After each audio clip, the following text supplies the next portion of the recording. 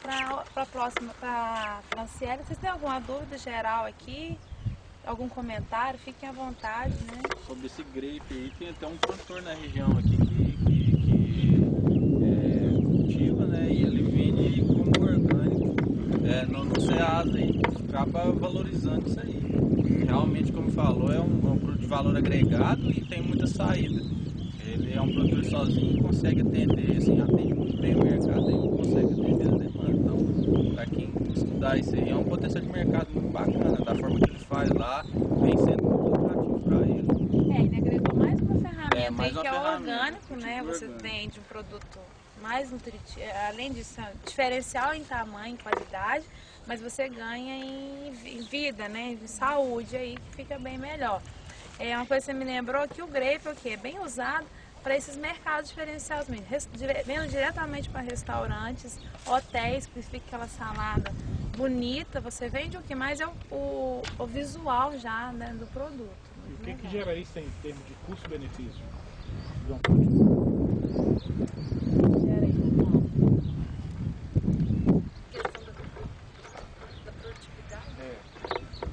aí, ele produz muito, então assim, se a gente for pensar, pode avançar para até 12 cachos.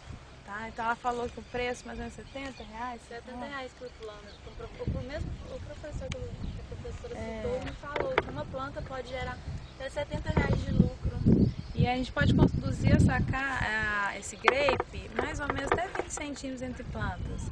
E geralmente se faz até em vaso, porque é uma planta que ela, pelo porte dela, ela não é tão agressiva como a nossa aqui. Ela tem folhas menores, né? Ela emite folhas que a gente está tentando fazer o quê? Menos emissão de folhas e mais emissão de cachos. Então o cacho vai produzir 12, 14 frutos. Ou seja, imagine 12 vezes 12 frutos. Então você tem além de frutos, mão de obra que está muito difícil. Aí que a gente tem feito aqui. O melhoramento vem usado como ferramenta aqui. Porque eu tento agregar uma planta que não preciso fazer desbrota demais. Eu tenho mais cachos, eu tenho menos brotos ladrões, né? Então aí eu tento tendenciar aqui uma planta mais produtiva, menos trabalho. Porque tomate, como o produtor já sabe, dá trabalho todo dia, né? Os meninos aqui ficam assim, ai professora, não vamos cultivar tomate não, vamos pegar outra planta mais fácil. Assim, gente, mas tomate é bonito demais, é lindo tomate, né? Mas os meninos veem, vocês vão ver, a gente desbrotou ontem, por exemplo, tem broto saindo aqui, então tem que tirar broto ladrão.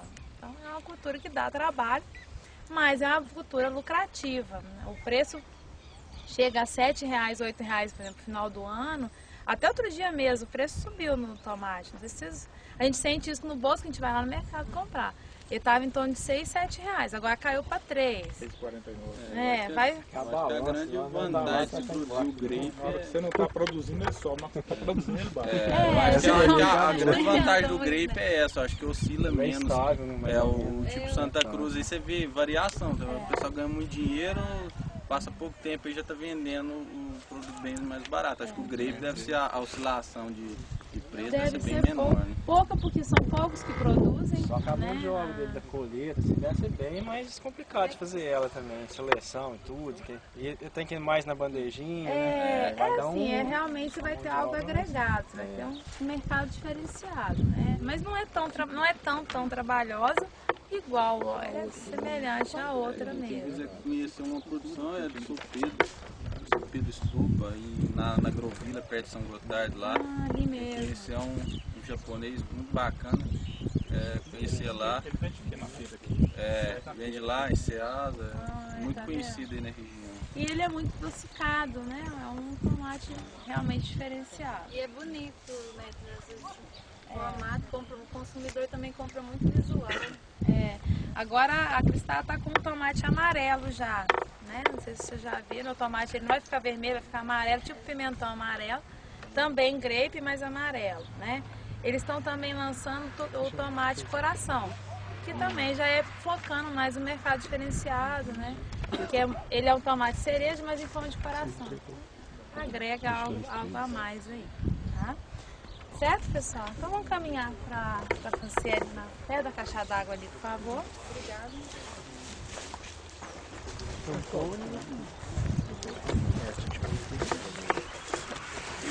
Valerinho tá também.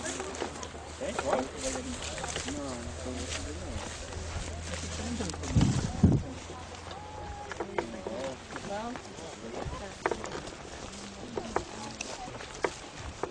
Não, lá vocês já conhecem mais é com esse milhão e vida, né? A gente, né?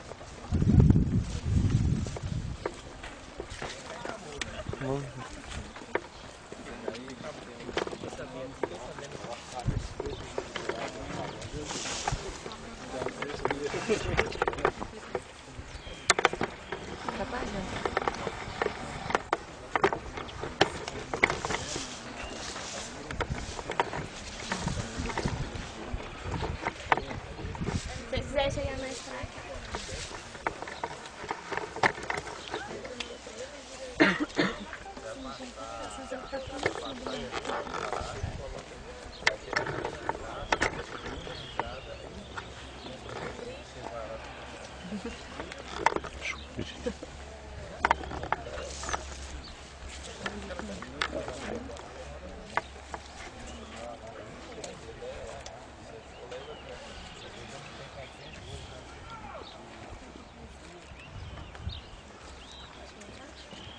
Gente, então, bom dia. Eu sou Franciele, faço agronomia aqui na UFV. Sou orientada a professora Maria Elisa. E vou falar um pouco para vocês sobre o sistema de condução do tomateiro. Eu vou dar mais enfoque ao fitilho, o bambu e o sistema viçosa, que é o desse experimento que a gente está conduzindo. O fitilho, as plantas podem ser conduzidas com uma ou duas hastes. Quando ela está mais ou menos 30 centímetros, mais ou menos daquela altura ali, já pode fazer o tutoramento do fitilho. Você amarra o fitilho na base da planta, sem estrangular o caule, e a outra extremidade você prende no arame. E à medida que a planta vai crescendo, você vai envolvendo a planta no fitilho, e quando necessário, desamarra o fitilho do arame e estica a planta. O bambu, as plantas são conduzidas apenas com uma haste. E à medida que a planta vai crescendo, você vai amarrando a planta ao bambu, fixando ela ao bambu, pode ser com barbante ou com o fitilho mesmo. Chega aqui mais perto que eu vou fazer a demonstração de como que faz para não estrangular a planta. Pode chegar mais perto.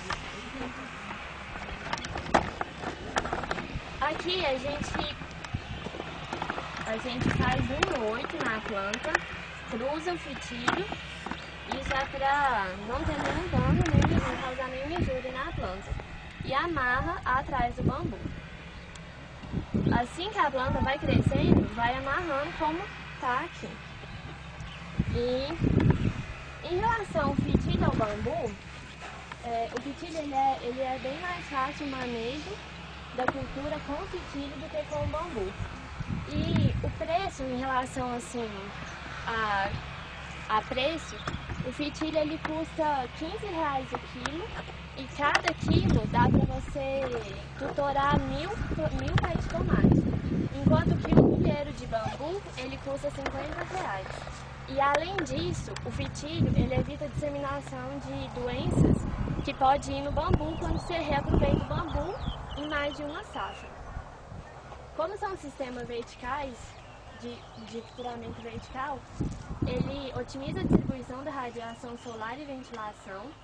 Com isso, as plantas têm menor período de molhamento foliar e maior eficiência do controle fitossanitário. Já o sistema viçosa, que são esses dois tratamentos, esse que é o de espaçamento de 20 centímetros e o quarto ali que é de 50 centímetros de espaçamento. O tutoramento ele é feito com a inclinação de aproximadamente 75 graus da planta em relação ao solo. E elas são conduzidas apenas com uma haste e com fitilho também. É o mesmo processo do fitilho, que você vai envolvendo a planta até na medida que ela vai crescendo. E em cada estaca você põe um pedaço de madeira de aproximadamente 70 centímetros para conduzir os dois arames e cada planta vai para um lado formando um V verdadeiro. No sistema viçosa é retirada as inflorescências a partir do 8º cacho. E você deixa 9 folhas acima do 8º cacho. E a hora que completar as 9 folhas, você pode realizar a capação da planta. E também é feito o raleamento das pencas, que deixa de 4 a 6 frutos por penca. Por cacho, desculpa. Quando eles possuem de 2 a 3 centímetros de diâmetro. E a vantagem do sistema viçosa é que ele não forma um microclima, como acontece naquele V invertido, que também é um sistema de condução. Ele não forma esse microclima, a ventilação é melhor e a pulverização também otimiza a pulverização, pois atinge todo o alvo da planta e assim diminui a incidência de pragas e doenças. Bom, gente, então como a gente viu ali, tem duas formas de crescimento da planta, né? O indeterminado e o determinado. Então, quando ele cresce indeterminado, a gente tem que o quê? Conduzir ela, ou seja, a gente chama aqui então esses tipos de condução de planta, ou no caso o determinado é o famoso indústria. Eu deixo ele crescer rasteiro, por exemplo, não preciso ter tanto trabalho, porque ele vai parar de crescer um momento. Então aqui a Franciele mostrou, né, o sistema de fitilho, que na região, né, é o mais usado, né, já tentaram usar o bambu também, né, mas preferiram de forma, com certeza, pelo custo, pela facilidade e também, imagina depois, tem que tirar, além de tirar os restos de barbante ou fitilho, tem que tirar o bambu da minha área. Então tem um trabalho um pouco maior, né, de custos, né, de mão de obra, aí, igual eu falei da cultura, que tem muito trabalho, então é uma cultura que não é fácil ser conduzir o tomate. Né? Aí, tanto a gente está comparando os sistemas, vocês vão ver agora com a Laiane os resultados disso, né? Comparando um sistema ereto, reto da planta com o fitilho. E aqui a proposta nossa é apresentar para vocês o sistema viçosa, como a Franciele falou, tá? A vantagem aqui do sistema viçosa, que a gente tenta uma justificativa, que eu tenho maior área fotossintética, eu tenho a planta mais exposta, uma declividade que incide mais luz sobre ela, então eu tenho fotossíntese, com isso, maior enchimento dos cachos, maior tamanho do cacho, maior produtividade, tá? O interessante que ela falou aqui, que eu vou fazer esse V, aí querendo ou não ficou V de viçosa, né? E viçosa, né, o FV viçosa, que ficou com a fama de estar o lançamento. Até brinquei na aula que a gente poderia tentar fazer um R de Rio Paranaíba, mas acho que vai ser meio difícil com a planta, né? A gente tem que ir lá pra cá e fazer o R, vai ser complicado. Então nós vamos continuar a proposta. Vamos ver zigue-zague, né? Vai ser meio assim uma arte, né? Vamos fazer uma arte com a planta. Mas nós vamos continuar a tentar divulgar, então, V, tá? Que nada mais é que ela falou de 75 graus, parece meio que imaginar, é muito difícil. Não, é com base no comprimento da minha ripa, né? Formando esse D, eu vou proporcionar esse caimento da planta, tá? Então a gente propõe aqui 70 centímetros de comprimento para que eu tenha uma declividade certa, um ângulo correto aqui. E o interessante que ela falou, que é diferente dos outros, é o quê? Eu vou fazer a capação. O que é capação? Eu retirar esse broto de crescimento. Então a planta vai o quê? Parar de crescer. Por que eu paro a planta de crescer? Tem muitos meninos novos no curso aí. Por que eu paro? Porque se eu deixar, vai até 15 caixas, mas o tamanho do fruto vai ser pequeno. Não vai ser comercial. Então o que eu faço? Eu deixo até o 8º, deixo folhas acima, ela falou que 9 folhas. Por que isso? Porque eu tenho aqui a área de fotossíntese, a área de produção de fotossimilase, para quem? Para encher o fruto. Mas eu não vou ter mais frutos para competir com ele, eu vou encher meus frutos finais, né? Esse é o objetivo principal, né? E aí obter frutos padrão comercial, tá? A gente também faz sempre o raleio. Por que o raleio? Porque eu posso produzir num cacho 10 frutos, mas adianta se eu produzir 10 frutos pequenos? Então eu tenho que reduzir a competição entre os frutos para obter que, por exemplo, 5, no caso nossa proposta de 4 a 6 frutos maiores, com padrão mais comercial, tá? Então nós vamos passar agora para a Laiane. Nesse sistema tá o dobro de plantas pela mesma área? Isso, no caso aqui é o sistema 20, tá? E esse sistema 50. Basicamente, vocês estão plantando 50, ô Henrique?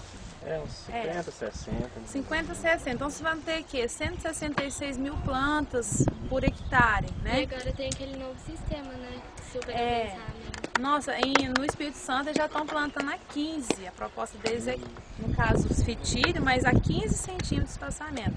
E esse sistema ele não pode fazer com 2 hastes, não? Num pé só? É o que a gente não fez ainda, mas é uma proposta tentar fazer Porque o de jeito encarece muito a plantio dele, a semente. E hoje em dia, né? É algo que vem a mais, né? E tanto vocês também aqui na região, o que é mais comum? Plantar com 2 hastes. Eu posso deixar o quê? 2 hastes numa planta só. Eu ganho em produtividade, né? É o que a gente vai fazer depois, é comparar se a gente ganha em produção por planta. Porque a gente tem o quê? O peso do fruto ele é menor, a tendência, né? Mas aqui, ó, no caso, Antônia, é 20 centímetros entre plantas. Sistema 20 centímetros. Aqui eu já ganho em torno de 200 mil plantas por hectare. Vocês vão ver aqui que a Laiane vai falar o que isso vem no final das contas aí, se vale ou não a pena, tá? Então eu passo para a Laiane. Vocês têm algum comentário de forma geral na condução? Dúvida? Não? Agora a gente passa para a Laiane aqui. Então, bom dia, gente. Marcelo. Então, como a professora falou, vou apresentar os resultados do ano 1, que foi um experimento parecido com esse aqui. Então, o título é Produtividade e Qualidade do Tomateiro em Diferentes Sistemas de Condução. Bom, aqui nessa tabela, então, a gente pode observar a média ou o padrão do número de folhas e a altura da planta, o incremento de crescimento em diferentes sistemas de condução do tomateiro em função dos dias após o plantio. Foram feitas várias avaliações durante o ciclo do tomate. Só que o número de folhas ele diferiu apenas na avaliação dos 30 dias após o plantio. Então, aqui a gente pode observar aqui que nos 30 dias após o plantio, houve maior número de folhas no bambu e no Viçosa 20. No Viçosa 20, acredita-se que pode ter tido maior número de folhas porque o adensamento ele vai causar um sombreamento das plantas entre si, né? Então a planta ela vai ter que ter uma maior área foliar para captar mais radiação solar. Aqui na altura, também foram feitas várias avaliações, só que houve diferença só nos 45 e 55 dias após o plantio. Então a gente pode observar aqui que tanto nos 45 quanto nos 75, o sistema que teve maior crescimento da planta foi no Viçosa 50. Isso pode ser devido ao, como o espaçamento é maior, as plantas vão ter menos competição entre si, vai ter maior radiação solar na planta, a planta vai realizar mais fotossíntese, que vai causar maior crescimento delas. Então, o incremento do crescimento foi a diferença entre a última avaliação e a primeira. Então, a gente pode observar também que teve maior incremento do crescimento no Viçosa 50.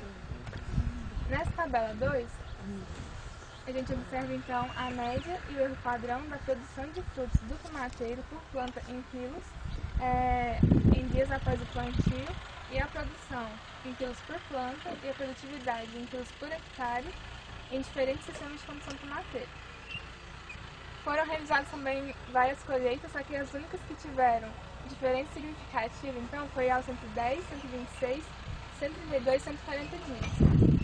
Aqui no 110, 126 e 132 dias após o plantio, o sistema que teve maior produção por planta foi o sistema Viçosa 50, aqui 0,56 kg por planta, 1,46, 1,27. Aqui nesses 140 dias, o que teve maior produção foi o de 140 dias. Só que a produtividade ela foi maior no de Viçosa 20. Isso aconteceu por quê? Porque o Viçosa 20, devido ao menor espaçamento, vai ter muito mais plantas na área. Então, tipo assim,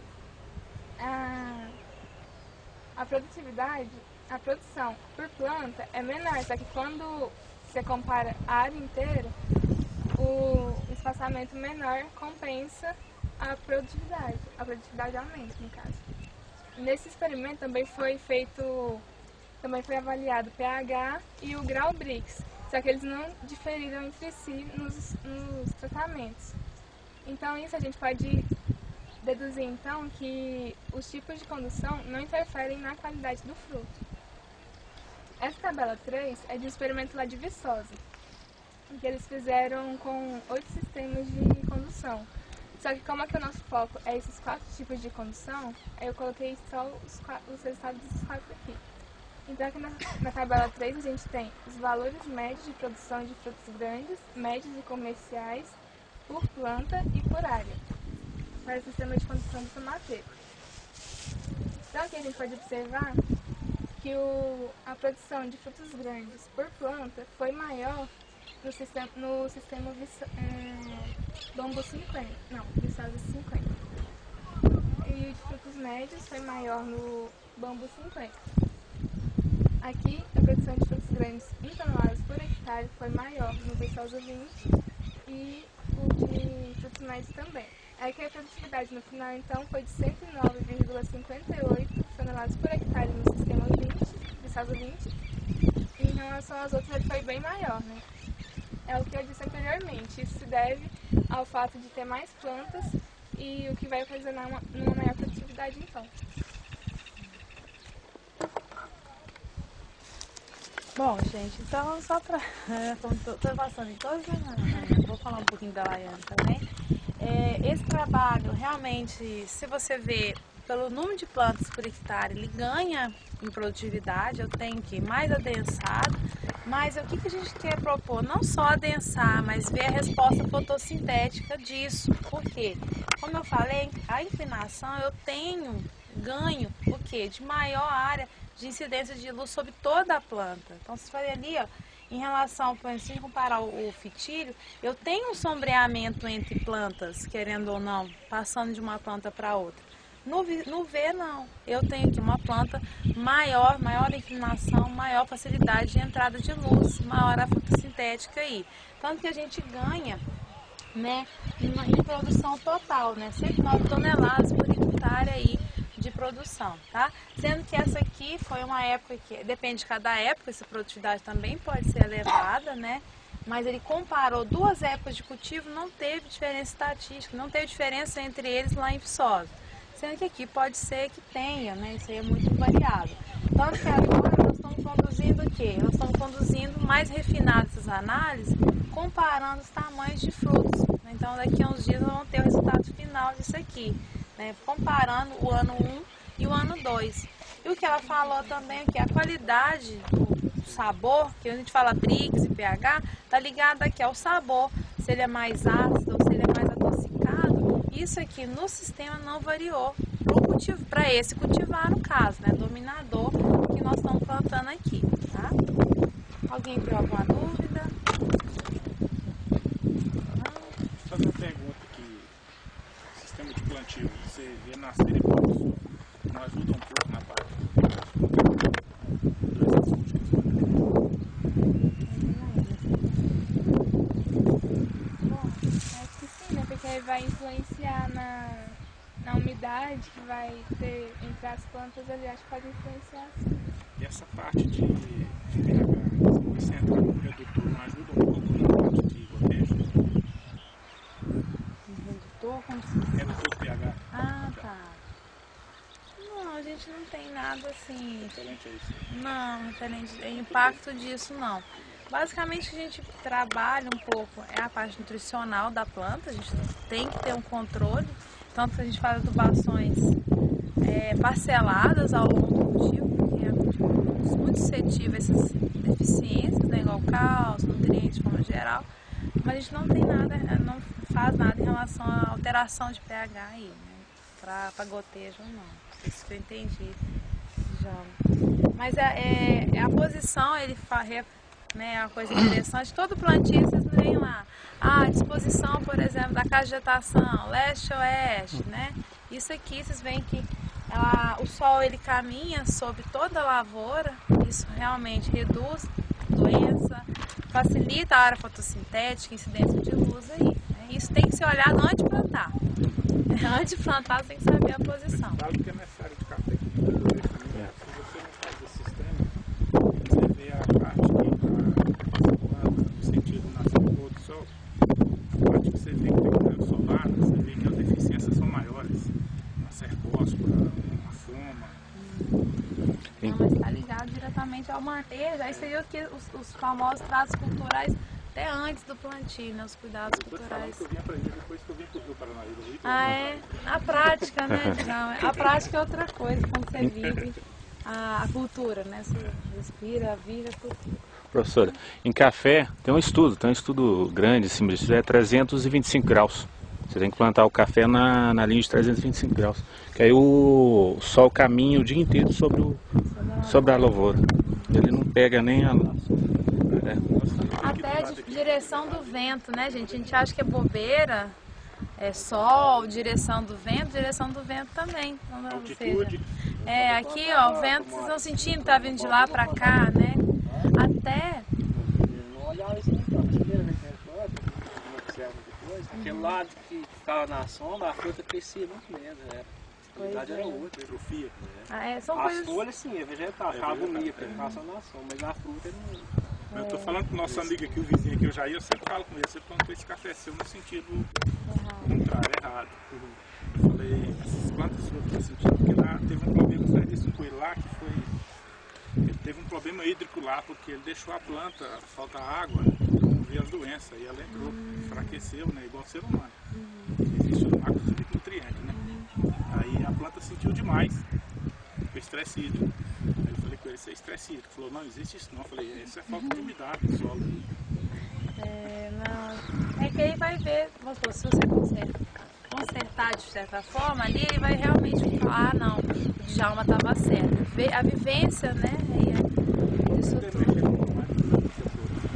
A experiência do produtor é muito importante, tá, gente? A universidade, é que eu falo muito, ela precisa ter essa interação, que a gente às vezes fica lá no livro, mas a vivência da prática, ela é importante, né? O produtor troca, a Franciele tem essa bolsa de extensão, que essa interação com vocês é o que? A troca de saberes, né? Troca de saberes, porque a gente também, nós temos às vezes mais teoria do que prática, pelo próprio tanto de disciplinas que a gente faz, na própria graduação, acaba sendo muito corrido. Mas a gente não pode deixar de ter essas participações no dia de campo. Você troca conhecimento, né? Isso é muito importante, né? Pra gente e pra vocês também. Okay? Em relação ao custo precário, o pessoal da gente vai ser muito mais caro que o sorvete, no caso.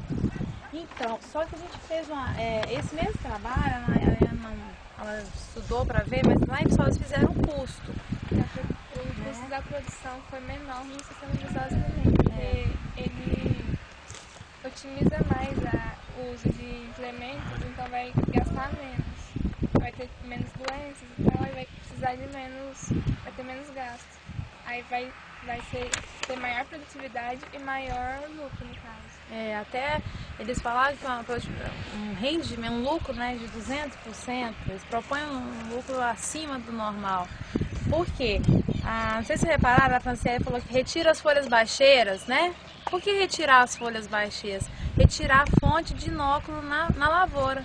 Né? Lógico, tem que fazer o quê? O descarte correto. Não adianta nada eu tirar a folha baixeira aqui e deixar aqui do meu lado, né? Isso aí vai voltar o esporo, vai voltar a bactéria, vai voltar o vírus para lá. Mas o que? Quando a gente está comparando isso, nas outras a gente está deixando as folhas e daí tirando só as da viçosa. Porque ele fala até o terceiro cacho você tirar as folhas com doença. Né? Folhas sadias, mas a maioria são doenças, são folhas velhas. Então reduz o inóculo na sua lavoura. Né? Então é isso aí, Marcos. A gente tendenciando aqui, reduzir a aplicação de fungicidas, bactericidas e tal. Aí o ideal aqui, que seja feito enterrar, né? Pelo menos descartar o quê? Fazer abrir uma vala e descartar essas folhas no solo ali, no caso. É o alface, né? Geralmente você vai lá no pé de alface, você tira a parte de baixo. O pessoal, ao invés de tirar de lá e jogar pra fora, joga no próprio canteiro, você vai planta. Eu tenho um amigo aqui próximo aqui que ele perdeu uma área todinha com nematóide. Deixa na área, né? Você já corta lá e deixa a raiz. Então a gente já tenta fazer esse manejo correto, né? Não deixar nada na lavoura. Por isso que eu falo, é um trabalho, mas é um trabalho que vai dar lucro. No caso, esforça 20, a proposta 200% de lucro aí. Né? Ok? Então, pessoal, vamos passar para o Ítalo, mais à frente.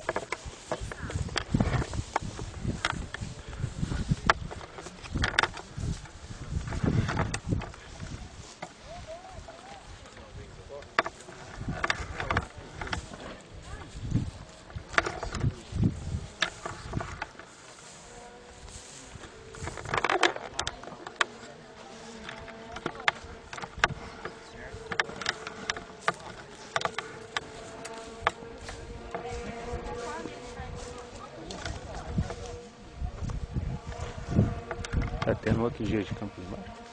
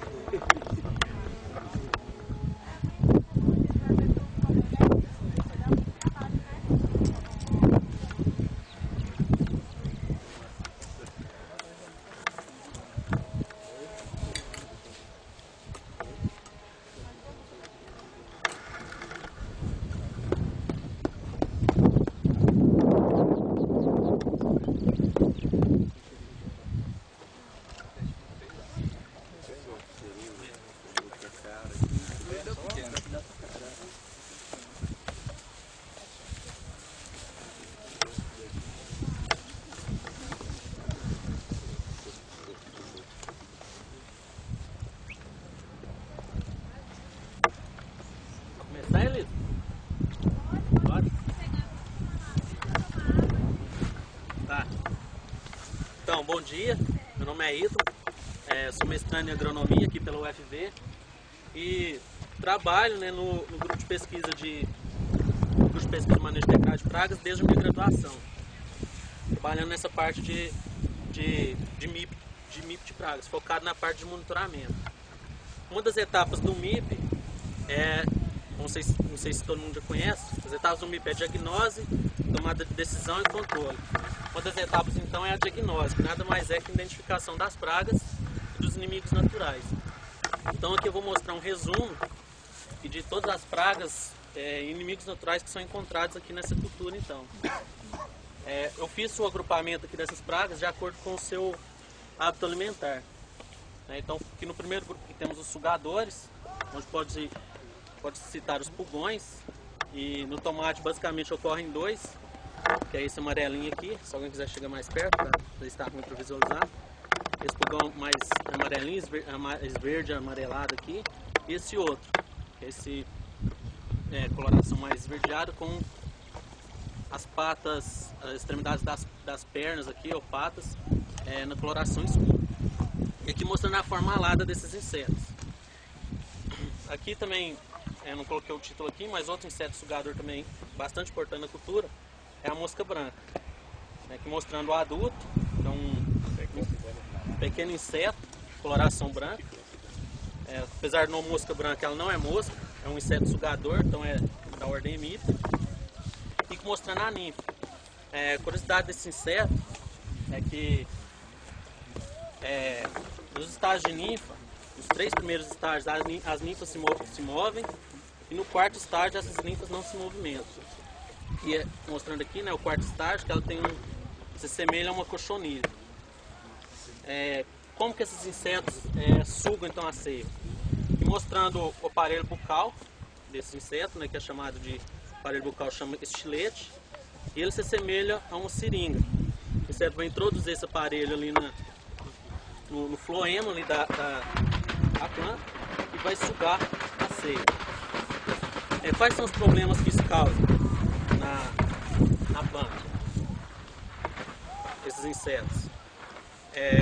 Eles podem causar danos diretos ou indiretos.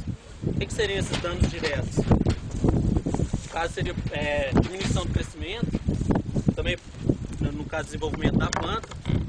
Também pode ocorrer isso aqui, um amadurecimento desuniforme do fruto. Além disso, também eles podem causar danos indiretos, como por exemplo a transmissão de viroses. Virose quando é o vírus do enrolamento das folhas, topo amarelo baixeiro, pode ocorrer. Para você diagnosticar a virose, vocês vão ver folhas com diferença de coloração, né, que eles chamam de mosaico. E outro problema que pode ocorrer também, devido a essa sucção da seiva dele, ele vai eliminar nas fezes grande quantidade de açúcar. Isso então vai favorecer o desenvolvimento de fungo. E, no caso é o que chama de fumagina. Então, o fungo desenvolve sobre a folha aqui, vai diminuir a área fotossintética ali e consequentemente diminuir a produtividade. Outro inseto também que ocorre é o trips, que é um inseto minúsculo, né? Ele tem menos de 1 milímetro. Esse inseto aqui ele não tem capacidade de voar a longas distâncias, né? Porque ele tem as asas do tipo franjado aqui, então esse movimento através de saltos, aqui mostrando o adulto e a ninfa desse inseto. Quais são os problemas? Eles podem... esqueci de falar, o aparelho bucal dele é diferente desse. Ele não succiona a seiva diretamente. Primeiro ele vai e raspa, depois que ele suga a seiva. Então, o dano ali, né, a injúria que ele causa na folha, é a raspagem do tecido, que essa raspagem vai formar lesões aqui, que podem levar à necrose ali e à morte, à queda e à morte da folha. Também pode, devido a essa sucção de seiva, pode ocorrer a formação de frutos irregulares. E o problema principal do trips no caso, é a transmissão do vira-cabeça, tomateira. No caso, as ninfas desse inseto, que é essa coloração aqui, ó, amarelinha, elas são capazes de, então, adquirir o vírus, só que tanto a ninfa quanto o adulto é capaz de transmitir essas viroses. Coloquei aqui também os ácaros. Que apesar de não ser inseto, a entomologia também trata ela como praga. E no tomate pode ocorrer dois, que é o acro branco e o acro rajado. Mais principal que o acro rajado. Eles também estão no grupo de sugadores, porém eles não succionam seiva. Eles sugam o conteúdo da célula, conteúdo celular. E os sinais desse ataque desses ácaros na planta, no caso é o bronzeamento aqui das folhas, né? Um bronzeamento da folha, da folha, pode atacar frutos também, né? Causando esse aspecto aqui, ó, que ela fica como se tivesse queimado, fica bronzeado, como é chamado. Aqui passando para cá, os sugadores era isso. Para cá também tem outro grupo de insetos. Coloquei broqueadores e minadores. Por que broqueadores e minadores? Porque tem uma praga aqui que ela é tanto broqueadora do fruto quanto minadora de folha. O primeiro exemplo aqui de broqueadores tem a broca gigante, que é a Helicoverpa. Aqui mostrando, no primeiro desenho aqui, o adulto, né, que é essa mariposa, coloração parda. O que facilita a identificação dela é quando ela abre as asas aqui. No segundo par de asas aqui, ela tem uma faixa de coloração escura, atravessando assim, nesse formato assim, no segundo par de asas. As asas menores aqui. A lagarta desse inseto pode atacar botões florais, folhas, as hastes, e também, que é o principal problema, é atacar diretamente o fruto, que é a parte comercial. Só que o problema dessa praga, é que quando ela se alimenta de um fruto, ela vai lá, começa a se alimentar, rapidamente ela vai e passa para outro. Então ela não fica só no fruto, então o prejuízo que ela causa é muito grande. Aqui só mostrando pode ter esse padrão de coloração diferente aqui. Isso depende da alimentação dela, outras características também que podem influenciar essa coloração. E mostrando o furo dela, um furo bem maior, quando ela está no estágio mais avançado, e pouco profundo. Então ela vai lá, se alimenta e sai rapidamente.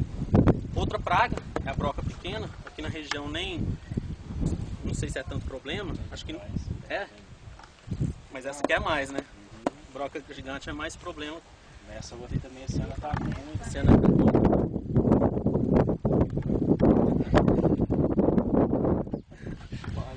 Aqui o adulto da broca pequena, né, que é uma mariposinha, tem essa coloração aqui, né, branca com as extremidades vermelhas.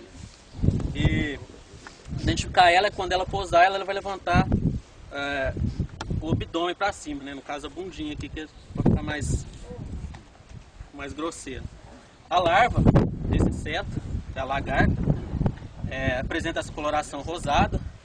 E o furo dela é diferente do Delicoverpa, é um furo profundo e pode ocorrer de ter mais uma lagarta por fruto. Diferente daqui, que aqui é só uma lagarta por fruto, porque elas são canibais. E aqui não pratica o canibalismo.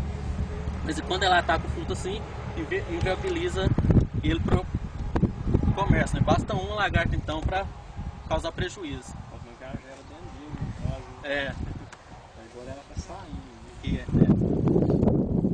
Outra praga aqui, né, que é a traça do mateiro, que ela é bloqueadora e minadora. Então ela ataca tanto a parte comercial quanto as folhas ali.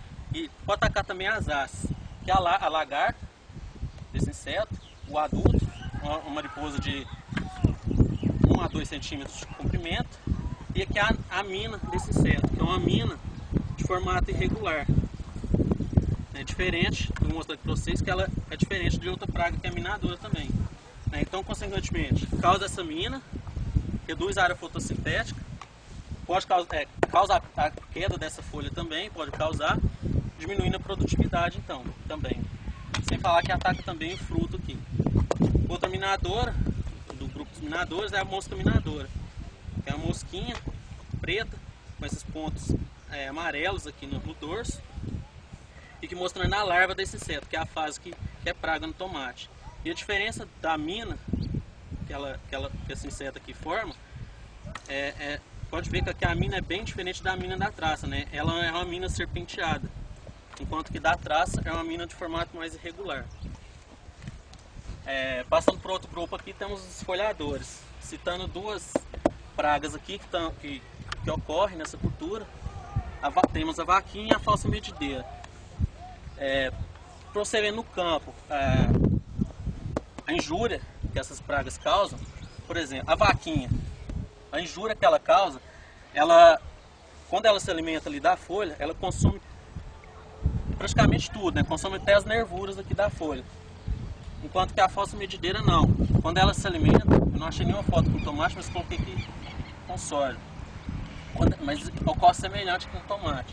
Ela vai se alimentar, consumir toda a área foliar e vai deixar essas nervuras aqui nas folhas, né? Vai ficar com aspecto de rede. Então ela não se alimenta da nervura. Acho que tem uma substância na nervura ali que essa lagarta então não consegue se alimentar. Outras pragas que ocorrem também, tem percevejos que também succionam seiva, burrinho também causa desfolha. E terminando a parte de pragas, temos aqui então os inimigos naturais. É bastante importante também você conhecer os inimigos naturais ali que tem na sua lavoura. Por quê? Porque o inimigo natural, ele vai se alimentar da praga ali e está ajudando no controle. Então quais são os inimigos naturais que a gente pode encontrar na área ali do tomate? Esse percevejo, que ele preda ovos aqui no caso, ovos não, ninfa, de mosca branca, que é o Órios, joaninhas, que se alimentam dos pulgões, aranhas, também inimigo natural, que ela é predadora, então ela pode se alimentar de lagartos, por exemplo, insetos parasitoides, ou vespas predadoras também, que podem se alimentar de lagartas. No caso aqui, os parasitoides, eles podem colocar ovos dentro ali da lagarta. Os ovos então vai vai desenvolver no interior da lagarta e, consequentemente, vai, quando no caso, as larvas saírem, vai matar essa lagarta. E também temos alguns percevejos predadores. Nessa imagem aqui dá para ver um percevejo introduzindo o estilete ali na lagarta e se alimentando. Então isso aqui é bastante importante, se conhecer esses inimigos naturais. E também na questão de utilizar, quando se for utilizar o controle químico, utilizar inseticidas.